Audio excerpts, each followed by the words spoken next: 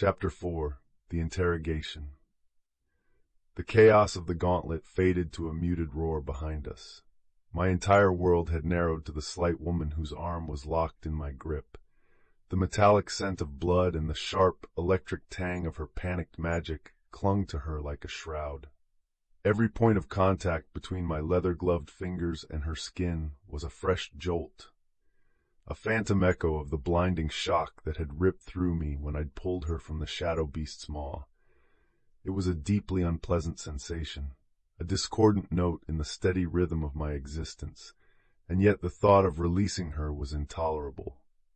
I half-dragged, half-marched her through the winding, torch-lit corridors of the Citadel's lower levels. My pace was unforgiving. Good. I needed her off balance, scared. Fear was a tool, and I was a master of my trade. Recruits scattered out of our path, their eyes wide. They saw the Obsidian Commandant dragging a blood-soaked neophyte to what they surely assumed would be a brutal end. They saw the monster of the Citadel, and they were right to fear me. What they didn't see was the cold calculation turning in my mind. The bizarre, violent magical reaction between us in the gauntlet was an anomaly I needed to understand before Vane destroyed her. General Vane's words echoed in my mind. A venomous whisper against my own strategic instincts. A voidwalker, a prophecy of ruin in order to eliminate the threat. And here I was, spiriting the threat away not to an executioner's block, but to the privacy of my own quarters. Her breathing was ragged, a counterpoint to my own measured calm. I could feel the wild pulse in her wrist, a trapped bird's racing heartbeat against my thumb. She smelled of rain, ozone, and something else. Something wild and untamed, like the heart of a storm. It was a scent that scraped at my senses, both maddening and intoxicating. We reached the upper echelons, the rough-hewn stone giving way to polished obsidian and stark military precision. My quarters were set apart, a privilege earned over centuries of bloodshed. I pressed my palm to the wardstone, the heavy door swinging inward. I shoved her inside without ceremony, the sound of the door sealing behind us echoing with a grim finality in the sudden, oppressive silence. My rooms were a reflection of their master, Spartan, functional, and cold. A large, unadorned bed, a weapons rack gleaming with lethally sharp steel, a desk covered in tactical maps, and a single heavily reinforced window overlooking the chasm that surrounded the Citadel. Her presence in it was a splash of vibrant chaotic color on a monochrome canvas. She stumbled but caught her balance, spinning to face me. Her amethyst stare was wide, but a spark of unyielding fire burned in their depths. Dirt and blood couldn't mask the sharp intelligence there. Her silver-white hair, the color of moonlight on steel, was matted and damp, but it seemed to drink the torchlight. "What is this?" she demanded, her voice raspy but firm. "If you're going to kill me, get it over with." I let the corner of my mouth lift, a familiar gesture that had unnerved hardened soldiers. Death would be a mercy, recruit. You haven't earned it yet. I stalked towards her, analyzing the way she held her ground, the subtle shift of her weight. She was a cornered animal, all instinct and desperate courage. I circled her slowly, my gaze sweeping over her. The torn tunic, the pale skin beneath, the way her silver-white hair clung to her temples. "You broke the first and most important rule of the Crucible. Little mouse, you showed your hand." Her sharp intake of breath was all the confirmation I needed. "I don't know what you're talking about." "Don't you?" I stopped directly in front of her, invading her space. My jet-black hair fell across my eyes as I leaned in, forcing her to crane her neck to meet my gaze. That little burst of power that disintegrated a scourge-hound, the one that felt like a tear in the fabric of reality itself, that was void magic. I saw the flicker of panic in her eyes before she suppressed it, her expression hardening. "You're mistaken. I am the commandant of the Obsidian Citadel. I have studied every form of magic known and unknown for longer than your bloodline has existed. I am not mistaken." My voice dropped to a low, dangerous whisper. The only mistake was you thinking you could hide it from me. Before she could retort, a sharp rap on the door broke the tension. Commandant Thorne, Lieutenant Corvin, a sycophant and one of Vane's pet dogs. My teeth clenched.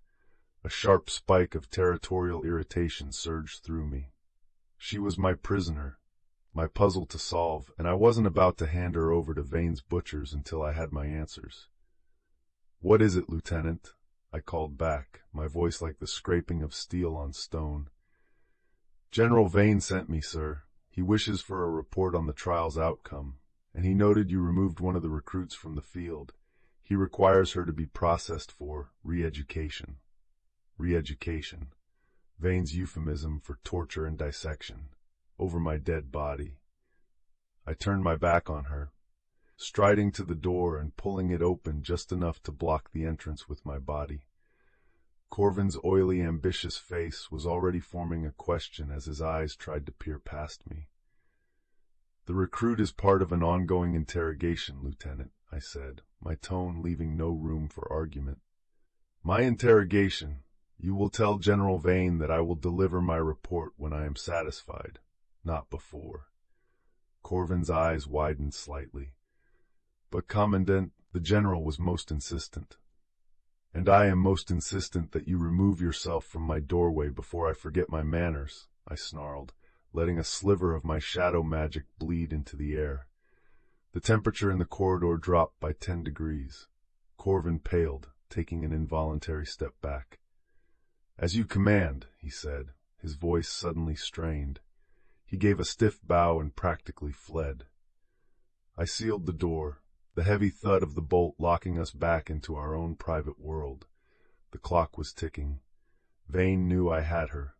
When I turned back, her expression had shifted from defiance to a wary, calculating confusion. She had heard the exchange. She knew I had just shielded her from a far worse fate. "Why?" she asked, the single word hanging in the air. "Why what?" I countered, moving to the sideboard where a decanter of spiced brandy sat. I needed a drink. I needed to dull the sharp edge of adrenaline still coursing through my veins from our bizarre magical collision. "Why did you do that? You said it yourself. I'm a heresy, a threat. Vane wants me. Why stand in his way?" I poured a generous measure of brandy into a glass, the amber liquid catching the light. "General Vane's priorities are not my own. What you should be concerned with is that I am the only thing standing between you and his laboratories." I took a long, slow swallow of the brandy, the burn a welcome distraction. I turned to face her again, my face a carefully constructed mask of indifference. "This is about survival. Your power is a threat, but it is also a strategic asset. An uncontrolled asset is a liability. I am not sentimental, but I am pragmatic. Your continued existence is a matter of strategic importance, provided you are under my control." It was a clinical, detached explanation, stripped of the terrifying, possessive truth that coiled in my gut. It was also the only explanation she might believe. She watched me, her amethyst stare narrowed in suspicion. "So what happens now? You just hide me in your rooms? Hope no one notices the walking, talking void wielder you've taken as a pet?" "Don't be absurd," I scoffed, though the thought of keeping her locked away held a dark, unsettling appeal. "You will continue your training. You will learn to control your power, to shield it from detection. You will become so unremarkable that no one will look at you twice." "Unremarkable?" A spark of indignation flashed in her eyes. "I survived the trials." "You survived because of a power you can't control," I countered, stepping into her space again.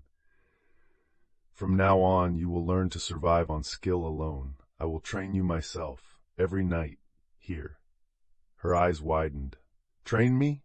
Why? Because your control is pathetic. That outburst during the trial could have leveled the entire training grounds. If you can't learn to contain your magic, to hide it so deeply no one can sense it, then you are a danger to everyone, myself included.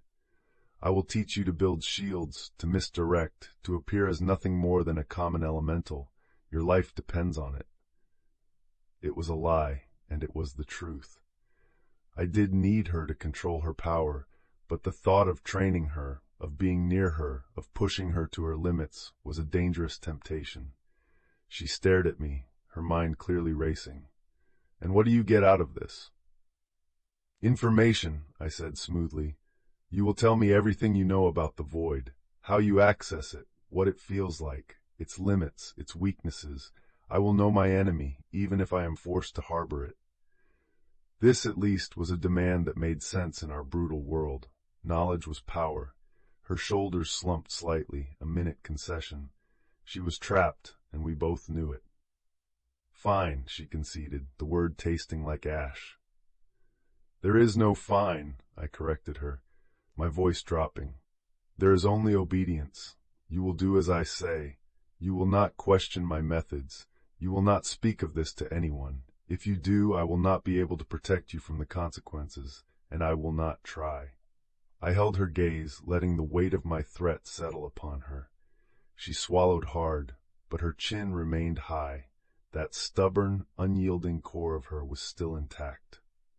"I understand.